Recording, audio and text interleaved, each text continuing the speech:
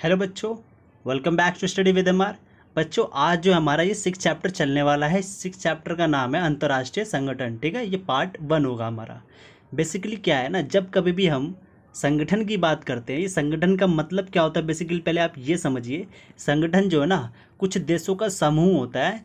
वो समूह जो है इसलिए बनाए जाते हैं ताकि वो जो देश है आपसी सुरक्षा कर सके, आपस में सहयोग कर सके और तो और शांति की स्थापना की जा सके। ठीक है, अब जरा देखिए, संगठन जो बनने का जो स्तर होता है, संगठन जो है बेसिकली 2 स्तर पर बनाए जाते हैं।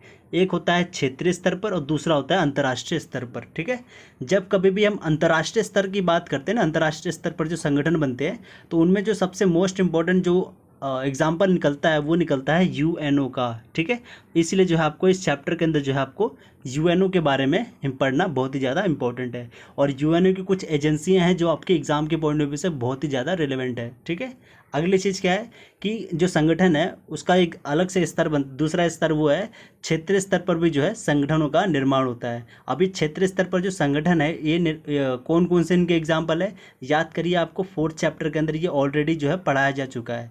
जैसे कि जो यूरोपीय संघ है, ठीक है, यूरोपीय संघ हो गया, आसियान हो गया, सार्क हो गया, ये सारे के सारे क्या है, ये सभी के सभी जो है क्षेत्रीय संगठन के ही एग्जाम्पल है। अभी देखिए, पहले आप समझिए कि जो अंतर्राष्ट्रीय संगठन है इसका मतलब क्या होता है।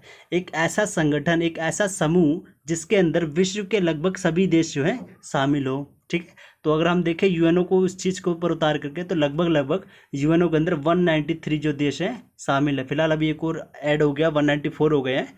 आप मुझे बता सकते हैं कि 194 जो नंबर का जो सदस्य है वो कौन है, बताइएगा एक बार। अगली चीज़, ये क्षेत्रीय जो संगठन होता है इसका मतलब होता है कि पूरे विश्व में, जैसे कि पूरा विश्व है ना आपका, ऐसे करके ये हो गया, ये यूरोप हो गया, ये अफ्रीका हो गया, ये एशिया कुछ मान लीजिए। तो इस पूरे क्षेत्र में से ये वाला क्षेत्र जो है मिल करके, इन सारे क्षेत्रों को मिल करके जो देश हैं वो आपस में एक अलग से संगठन बना सकते हैं। या फिर जो ये उत्तरी अमेरिका वाला जो महाद्वीप है, इनके जो देश हैं वो आपस में मिल करके एक अलग क्षेत्र बना सकते हैं। बेसिकली क्या है कि एक पर्टिकुलर क्षेत्र के जो देश है वो आपस में जो है मिल करके संगठनों का निर्माण कर सकते हैं। तो बेसिकली उन्हीं को जो है हम क्षेत्रीय संगठन कहते हैं। जैसे कि यूरोपीय संघ है, यह आपका ये यूरोप महाद्वीप के जो देश है उन्होंने आपस में मिलकर के बनाया गया। ठीक है, और इस यूरोपीय संघ की तरह ही जो है आसियान और सार्क ने भी जो है मिलकर के अपना क्षेत्रीय संगठन बनाया था। ठीक है, तो चलिए अब जरा स्टार्ट करते एक चीज़। ठीक है, अब जरा एक चीज़ समझिए, आपके सिलेबस से रिगार्डिंग है कि जो आपका जो ओल्ड सिलेबस था उसके अंदर जो है ना आपका बेसिकली ये सारी चीज़ें मेंशन नहीं थी उस समय पर, यूनेस्को, यूनिसेफ, डब्ल्यूएचओ, आईएलओ के बारे में। ठीक है, और फिलहाल जो ये सारे जो टॉपिक्स है ये सब तो पहले भी थे, लेकिन इस बार का जो सिलेबस, आपका जो नया सिलेबस है, इसके अंदर बेसिकली यूनेस्को, यूनिसेफ, डब्ल्यूएचओ और आईएलओ के बारे में जो है कुछ ज़्यादा ही जो है एम्फेसाइज कर रखा है। ठीक है, तो लास्ट में जब आपका होगा ना तो उसके अंदर मैं ये सारी चीज़ें भी आपको डिटेल में करा दूंगा। ठीक है, अब चलिए आपका देखते हैं कि आपको इंडेक्स में पढ़ना क्या है। इस चैप्टर के अंदर आपको बेसिकली कौन कौन सी चीज़ें पढ़नी होगी। ठीक है, टोटल मिला करके 8 टॉपिक्स हैं आपके इस पूरे चैप्टर के अंदर। वो सारे टॉपिक्स क्या है, सबसे पहला जो आपका ये देखना है कि जो यूएनओ है उसको बनने की जो इतिहास है वो कैसे बनता है, इसके बारे में आपको समझना पड़ेगा। दूसरा, अंतर्राष्ट्रीय संगठन जो ये यूएनओ की बात हो रही है, इसकी आवश्यकता क्यों है हमें, ठीक है, या फिर हमें क्यों चाहिए, इसके बारे में आपको सेकंड टॉपिक के अंदर पढ़ना होगा। आपका जो थर्ड टॉपिक है वो ये है कि यूएनओ के कुछ प्रमुख अंग है, वो 6 अंग है टोटल, उनके बारे में आपको बताऊंगा। उन 6 अंगों में से किसी किसी के एजेंसीज भी हैं, उन एजेंसीज के बारे में भी आपको मैं बताऊंगा जब हम ये थर्ड टॉपिक करेंगे। ठीक है, अगला हमारा इसमें 4th टॉपिक होगा वो ये कि शीत युद्ध के बाद संयुक्त राष्ट्र संघ के अंदर जो है ना कुछ सुधार होने की जो है मांगे उठने लगती है। तो वो मांगे कौन सी होती है, इसके बारे में भी हम चर्चा करेंगे। बेसिकली वो सारे जो मांगे वो प्रक्रिया और ढांचेगत जो है सुधार में मांगे की जाती है। ठीक है, और इन सुधार को अमल में लाने के लिए कौन कौन सी कठिनाइयाँ हैं उनके बारे में भी आपको डिस्कस कराऊंगा मैं अपनी नेक्स्ट वीडियो के अंदर। ठीक है, अगला आपका जो 6th टॉपिक होगा वो ये है कि यूएनओ को, जो कि 1945 के अंदर बना था और अभी हम जी रहे हैं 2020 के अंदर, तो क्या जो उस समय पर बनाया गया संगठन क्या आज तक भी प्रभावी बन सकता है कि नहीं रह सकता है इतना रेलेवेंट वो। ठीक है, तो यूएनओ को और भी ज़्यादा प्रासंगिक या फिर प्रभावी बनाने के लिए आप क्या सुझाव दोगे, इसके बारे में भी आपको डिस्कस करना पड़ेगा। अगली जो आपका टॉपिक है वो ये है कि यूएनओ के अंदर जो है भारत की रोल क्या रहा है। ठीक है, और भारत का स्थायी सदस्यता को लेकर के, सुरक्षा परिषद के स्थायी सदस्यता को लेकर के लिए क्या पक्ष रहे हैं, मतलब भारत जो है किन किन बातों के ऊपर खरा उतरता है जिसके वजह से वो काबिल बनता है कि स्थायी सदस्यता लेने के लिए। ठीक है, इसके बारे में आपको डिस्कस कराऊंगा मैं। अगला आपका जो लास्ट इंपॉर्टेंट टॉपिक है जो आपका भी नया सिलेबस में ऐड हुआ ये यही है, UNESCO, UNICEF, WHO, ILO, UNDP, इन सब के बारे में आपको मैं एक एक करके सही से बताऊंगा इस वीडियो के एंड में। ठीक है, बेसिकली इस वीडियो के नहीं, जब हमारा वो आएगा टर्म तब करेंगे। ठीक है, अब चलिए आपको मैं यहाँ पर कराता हूँ, और याद रखिएगा कॉपी और पेन साथ में लेकर के रखिएगा, जो भी इंपॉर्टेंट पॉइंट आपको लगे या फिर जो मैं बताऊँ वो प्लीज़ नोट डाउन कर लीजिएगा। ठीक है, अब चलिए जरा देखते हैं। सबसे पहले देखते हैं हम UNO के इतिहास के बारे में। अब देखिए जरा यहाँ पर क्या लिखा है, यूनाइटेड नेशंस ऑर्गेनाइजेशन, UNO की फुल फॉर्म यही होती है। अब देखिए जरा, जो ऑर्गेनाइजेशन है ये क्या होता है, बेसिकली ऑर्गेनाइजेशन जो है ना ये राष्ट्रों का या राज्यों का या देशों का एक समूह है, ये एक ग्रुप है।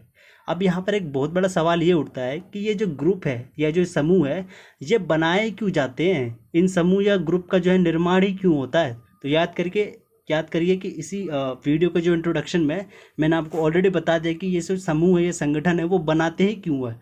उनको बनाने का सबसे मेन उद्देश्य या पर्पस यही होता है कि आपस में जो है सहयोग कर सके, युद्ध होने से रोक सके और शांति को जो है पूरे विश्व में अमल में ला सके। ठीक है, तो मेन पर्पस जो है ग्रुप बनाने का यही होता है किसी भी संगठन का, वो चाहे क्षेत्रीय संगठन हो या फिर अंतर्राष्ट्रीय संगठन हो। ठीक है, अब एक सवाल एक और उठता है कि क्या यूनाइटेड नेशंस ऑर्गेनाइजेशन जो UNO की हम बात कर रहे हैं, क्या इस UNO से पहले कोई समूह या ग्रुप ऑफ ये देश नहीं था क्या पहले। मतलब कहने का ये है कि क्या 19वीं शताब्दी के आसपास UNO से पहले कोई और संगठन रहा ही नहीं है क्या, जो ये समूह देशों का समूह हो या फिर कुछ हो, जिसके वजह से जो है सहयोग या युद्ध को रोकने या शांति को बनाए रखने की जो इच्छा दर्शाते हो।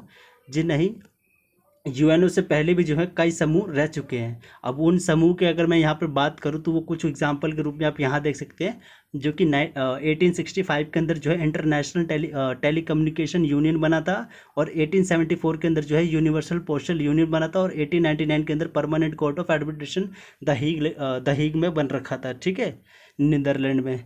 अब देखिए ये फिलहाल आपको ये सारी जो चीज़ें हैं ना इसको आप याद मत करिएगा, क्योंकि ये मैं आपको समझाने के अंडरस्टैंडिंग के पॉइंट ऑफ व्यू से बस बता रहा हूँ मैं। ठीक है, आप जरा देखिए UNO से पहले भी जो है कुछ समूह हुआ करती थी, कुछ देशों का जो समूह है वो हुआ करता था। उस समूह का भी पर्पस या उद्देश्य यही था कि किस प्रकार से आपसी सहयोग किया जा सके और किस प्रकार से जो है पूरे विश्व के अंदर शांति की स्थापना की जा सके। ठीक है, अब देखिए एक सवाल उठता है कि क्या, अब देखिए जरा एक चीज़ कि ये जो संगठन जो बन रखे हैं ये उस समय पर 19वीं शताब्दी के हम बोल सकते हैं, जो कि ये 1865 के आसपास के बने हुए हैं। कभी कभी क्या होता है ना कि ये जो संगठन हमने बना रखे हैं, जो समूह बन रखा है ये देशों का, ये कभी कभी टूट भी जाते हैं। ठीक है, मतलब क्या है कि जो देश आपस में मिल करके आपसी सहयोग और शांति को बढ़ावा देने के लिए आपस में मिल करके ग्रुप बनाते हैं, वो जो ग्रुप है ना, वो जो ढांचा है वो कभी कभार टूट भी जाता है। वो टूट क्यों जाते हैं, क्योंकि आपसी में कुछ मतभेद होने लग जाते हैं। ठीक है, किसी युद्ध के वजह से जो है वो टूट जाते हैं। और ठीक इसी प्रकार भी जो ये सारे इंस्टीट्यूशन थे, जो ये बोल सकते हैं हम समूह थे, ये भी समूह जो है ना टूट जाते हैं। वो कब टूट जाते हैं, जैसे ही आपका फर्स्ट वर्ल्ड वॉर स्टार्ट हो जाता है। अब ये फर्स्ट वर्ल्ड वॉर कब हुआ था आपका याद करिए, 1914 से लेकर के 18 तक जो है ये आपका हुआ था। तो मतलब कहने का यही है कि UNO तो फिर भी 1945 के अंदर आया था, उससे पहले जो है आपका कुछ प्रकार इस प्रकार के जो संगठन रहा करती थी। और जब ये टूट गई तो इसके बाद क्या आएगा आपका, इसके बाद आपका आएगा ये लीग ऑफ नेशन। ठीक है, याद रखिएगा कि फर्स्ट वर्ल्ड वॉर जैसे ही स्टार्ट होता है तो इसका मतलब ये हो जाता है कि जो ये संगठन हमने बना रखा था ये असफल हो चुके हैं। ठीक है, अब देखिए जरा क्या होता है कि जो राष्ट्र है वो फिर से जो है सहयोग और शांति के बढ़ावा के लिए जो है एक और से समूह या फिर ढांचे का या फिर संगठन का जो है निर्माण करने की सोचते हैं। तो इसका परिणाम ये निकलता है फर्स्ट वर्ल्ड वॉर के बाद लीग ऑफ नेशन बनाने की जो है ये जो राष्ट्र है सोचते हैं। ठीक है, तो मतलब क्या है कि एक नया जो है संगठन निकल करके आ जाता है। वो संगठन क्यों निकल करके आ जाता है, क्योंकि प्रथम विश्व युद्ध के अंदर, जिसको द ग्रेट वॉर भी बोलते हैं, इस युद्ध के अंदर लगभग जो है बहुत से लोगों की जो है ना जानें चली जाती है। तो बहुत से वापस से जो जितने सारे देश हैं वो सोचते हैं कि हमको जो है ना एक ऐसा संगठन बनाना होगा जो कि विश्व के अंदर शांति और सुरक्षा को जो है बढ़ावा दे। ठीक है।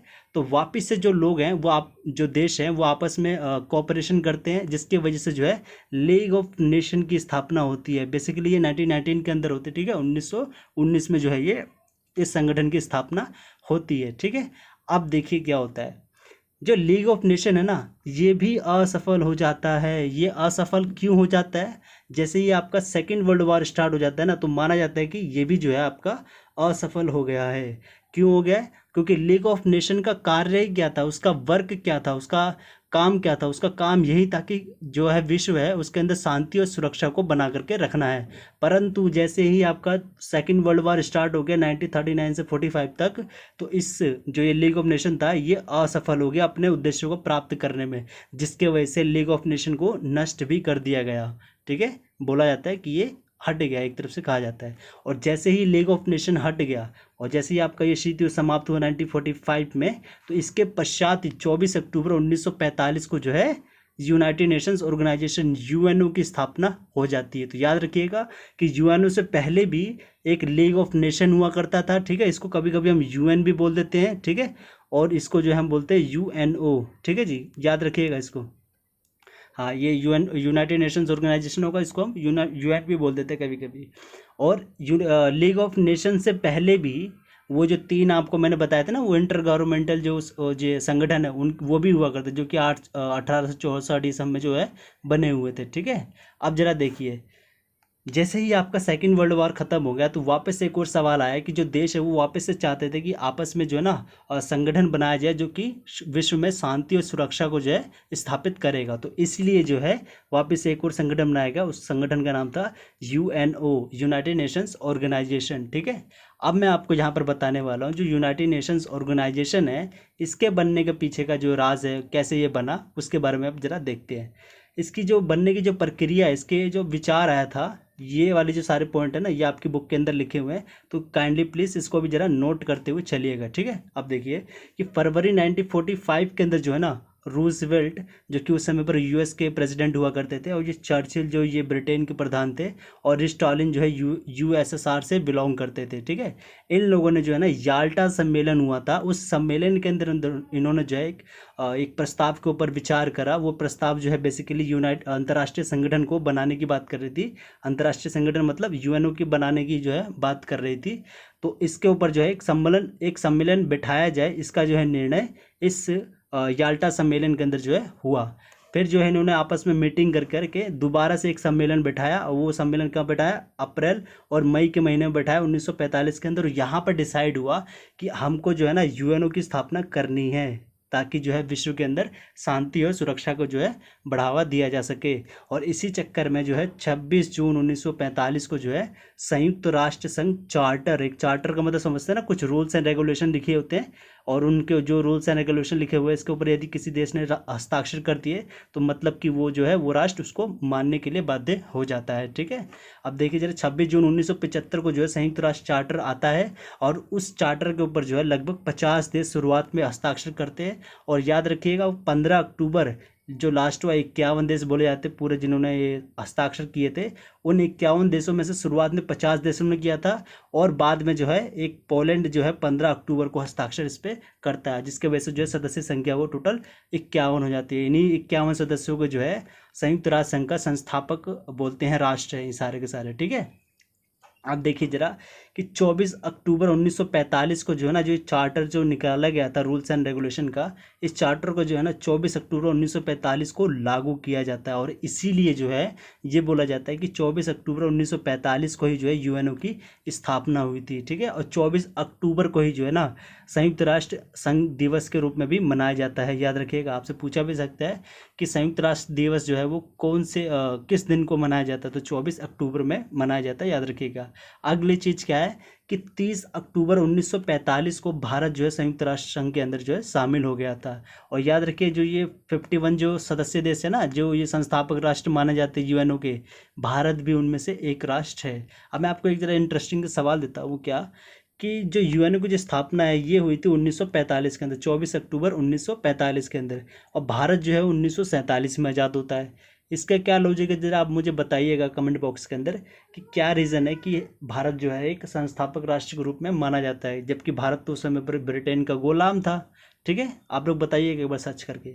अगली चीज़ आपको क्या याद रखनी है, काफ़ी इंपॉर्टेंट है, आपके 1 मार्क से इंपॉर्टेंट है ये सारी चीज़ें। वो क्या है कि मई 2013 तक यूएनओ की जो सदस्य संख्या है वो 193 थी। ठीक है, और जो 193 2006 तक तो वैसे 192 सदस्य थे। जो 2013 के अंदर जो 193 नंबर का जो सदस्य जुड़ा नया नया, वो था दक्षिणी सूडान, साउथ सूडान भी बोलते हैं इसको। ठीक है, तो याद रखिएगा 193 नंबर का जो सदस्य अभी जो लेटेस्ट जुड़ा था वो था दक्षिणी सूडान। और 2006 तक इनकी सदस्य संख्या थी 192, और 2013 में जाकर के ये 193 सदस्य हो गए टोटल। ठीक है, तो याद रखिएगा ये सारी चीज़ें आपके लिए पेपर में इंपॉर्टेंट है, सारी की सारी चीज़ें। अगला आपका टॉपिक है हैशटैग टॉपिक नंबर 2, ये कि हमें अंतर्राष्ट्रीय संगठन की जो है आवश्यकता ही क्यों है। अंतर्राष्ट्रीय संगठन मतलब यूएनओ की आवश्यकता ही क्यों है, इसके पीछे कुछ रीजंस दिए जाते हैं, कुछ कारण दिए जाते हैं, उन कारणों को जरा हम यहाँ पर प्रकाश में डालेंगे। ठीक है, ये सारे के सारे पॉइंट्स आपके सपोर्टिंग मटेरियल में लिख रखे हैं और आपकी बुक के अंदर भी हैं। ठीक है, तो आप घबराइए मत, आप मुझसे चाहे तो नोट्स भी ले सकते हैं। ठीक है, नंबर मेरा फ्लैश होता रहता है, आप देख सकते हैं। ठीक है, अब चलिए जरा आपको मैं एक एक करके ये सारी चीज़ें समझा दूँ। क्या कि जो अंतर्राष्ट्रीय संगठन है वो चाहिए क्यों होता है, क्योंकि अंतर्राष्ट्रीय विवादों को शांतिपूर्ण सुलझाने के लिए जो प्रयास है वो अंतर्राष्ट्रीय संगठन मतलब यूएन के द्वारा ही किए जाते हैं। यदि किसी दो राष्ट्र के बीच में मतभेद हो गए हो, लड़ाई हो रही हो, तो उसके अंदर जो है यूएनओ ही आकर के बीच बचाव करता है। मतलब देखते हो ना, जब दो दोस्त आपस में लड़ रहे होते हैं तो तीसरा आकर के उसको छुड़ाने की कोशिश करता है, तो वो जो छुड़ाने वाला काम है ना, यहाँ पर ये अंतर्राष्ट्रीय संगठन कर रहा है पूरे विश्व के अंदर। ठीक है, और तो और ये जो है युद्धों की रोकथाम के में भी जो है सहायता करता है। ठीक है, और एक चीज़ इंपॉर्टेंट क्या है कि अंतर्राष्ट्रीय संगठन एक ऐसा मंच उपलब्ध कराता है जहाँ पर बड़े से बड़ा देश और छोटे से छोटा देश जो है आपस में बातचीत कर सकते हैं। ठीक है, आपस में जो है बातचीत कर करके विश्व का किस प्रकार से विकास करना है इसके ऊपर बातचीत कर सकते हैं, चर्चा कर सकते हैं। ठीक है, और विश्व के आर्थिक विकास में भी जो है ना अंतर्राष्ट्रीय संगठन जो यूएनओ है ये सहायता करती है। ठीक है, प्राकृतिक आपदा जो महामारी से निपटना है, इन सब चीज़ों की जो स्ट्रैटेजी है, जो प्लान है, वो भी जो है अंतर्राष्ट्रीय संगठन जो है उपलब्ध कराता है, हमें सहायता हर एक देश को जो है पर्सनली जो है सहायता प्रदान करता है कि आपको किस प्रकार से इस प्राकृतिक आपदा से या फिर इस महामारी से उबरना है। जैसे कि आप देख रहे हैं अभी जो कोरोना वायरस हो रखा है, इसके ऊपर भी जो है WHO काफ़ी अच्छे से काम कर रहा है अभी। ठीक है, अब अगला आपका इसमें पॉइंट क्या है कि अंतर्राष्ट्रीय सहयोग को बढ़ावा देने के लिए भी जो है अंतर्राष्ट्रीय संगठन का निर्माण किया गया है। ठीक है, अगली चीज़ क्या है इसमें देखनी है आपको कि वैश्विक ताप वृद्धि से निपटान करने के लिए भी जो है अंतर्राष्ट्रीय संगठन काफ़ी जो है इंपॉर्टेंट रोल प्ले करता है। अब याद रखिएगा, एक 1 मार्क से क्वेश्चन बन सकते हैं यहाँ पर कि वैश्विक ताप वृद्धि जो है वो किस गैस से उत्पन्न होती है। तो याद रखिए क्लोरोफ्लोरोकार्बन है जिसके वजह से जो है वैश्विक ताप वृद्धि होती है, ग्लोबल वार्मिंग जो है उसी गैस की वजह से जो है उत्पन्न होता है। ठीक है, अब चलिए आपका अगला चीज़ क्या है कि इस समय पे जैसे कि आपको पता है कि अमेरिका वर्चस्व चल रहा है, तो इस अमेरिकी वर्चस्व को मनमानी करने पर जो रोक लगाता है वो कौन लगाता है, वो खुद स्वयं जो है ये अंतर्राष्ट्रीय संगठन ही है जो कि रोक लगाता है। ठीक है, तो फिलहाल आज के लिए बस इतना ही है। आई होप कि आपको ये समझ आ गया होगा, अगर नहीं समझ आया तो चलिए फिर भी आपको ब्रीफली समझा देता हूँ। क्या कि ऑर्गेनाइजेशन का मतलब क्या होता है, संगठन। ठीक है, ये संगठन किस चीज़ का बना होगा, ये देशों का संगठन होता है। इन देशों का संगठन बनने का बेसिकली मेन पर्पस यही है कि किस प्रकार से सहयोग लाया जा सके, शांति या सुरक्षा को जो है बढ़ावा दिया जा सके। यूएनओ से पहले जो है कुछ संगठन और हुआ करते थे, वो सारे संगठन ये रहे, लेकिन ये सारे के सारे संगठन जो है ये भी विफल हो जाते, असफल हो जाते जब ये फर्स्ट वर्ल्ड वार स्टार्ट हो जाता है। मतलब कहने का क्या है कि जैसे युद्ध, जैसे कि प्रथम विश्व युद्ध स्टार्ट होता है, तो जो ये पिछले जो संगठन है जो कि विश्व के अंदर शांति और सुरक्षा बढ़ावा देने की बात करते हैं, ये असफल हो जाते हैं अपने उद्देश्य के अंदर। ठीक है, और जैसे ही फर्स्ट वर्ल्ड वार एंड हो जाता है तो उसका एक परिणाम ये निकलता है, लीग ऑफ नेशन का जो है उदय हो जाता है 1919 के अंदर। और ये लीग ऑफ नेशन भी जो है अपने उद्देश्य को प्राप्त करने में असफल हो जाता है। क्यों? क्योंकि द्वितीय विश्व युद्ध जो है स्टार्ट हो जाता है। ठीक है, और द्वितीय विश्व युद्ध जैसे ही खत्म होता है 1945 के अंदर, उसी बात जो है 24 अक्टूबर 1945 को जो है यूएनओ की स्थापना होती है। और ये यूएनओ आज भी काम कर रहा है 2020 तक। तो काफ़ी जो विद्वान वो यही कहते हैं कि यूएनओ जो है ना काफ़ी हद तक अपने उद्देश्यों को प्राप्त करने में सफल रहा है। ठीक है, अब चलिए आई होप कि आपको ये समझ आ गया होगा। नहीं समझ आया तो आप मुझे बताइए, मैं दोबारा से इस चीज़ समझा दूंगा। ठीक है, तो फिर मिलते हैं, धन्यवाद।